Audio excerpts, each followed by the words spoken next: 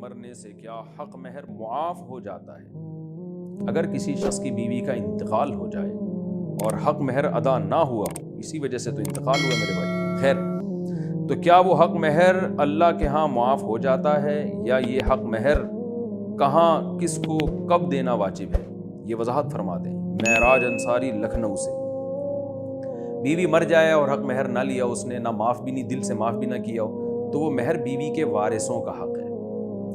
تو اس میں دیکھا جائے گا بیوی کے نرینہ اولاد ہے یا نہیں، چاہے اس شوہر سے ہو یا دوسرے شوہر سے۔ بعض دفعہ طلاق یافتہ عورتیں ہوتی ہیں، ان کے پہلے شوہر سے بھی بچہ ہوتا ہے، کوئی یہ بیوہ ہیں پہلے شوہر سے بھی ہے۔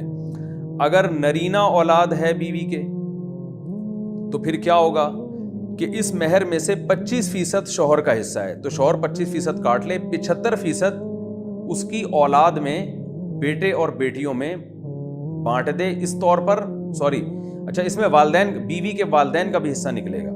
بیوی کے والدین کا چھٹا حصہ نکال کے، یعنی 1/6، 1/6 کر دے اس کو، جو ڈیوائڈ کر کے جو جواب آئے، 1/4 خود رکھے، چھٹا حصہ ماں باپ کو دے دے، اپنی بیوی کے ماں باپ کو، یعنی اپنے ساس سسر کو، اس مہر میں سے، اور باقی جو بچے وہ بیٹے اور، یعنی بیوی کے بیٹے اور بیٹیوں میں بانٹ دے، چاہے شوہر سے ہوں یا پرانے والے سے ہوں۔ بیٹے کو دگنا، بیٹی کو آدھا، اس طرح سے بانٹ دے۔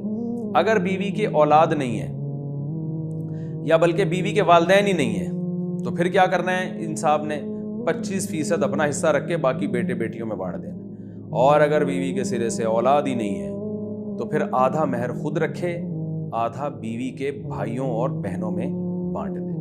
مزید تفصیل، بیوی کے وارثوں کی تفصیل لکھ کے آپ کسی بھی قریبی دارالفتہ سے پوچھ سکتے ہیں۔ جو میں نے لم سم موٹا موٹا وراثت کا حساب تھا آپ کو بتا دیا۔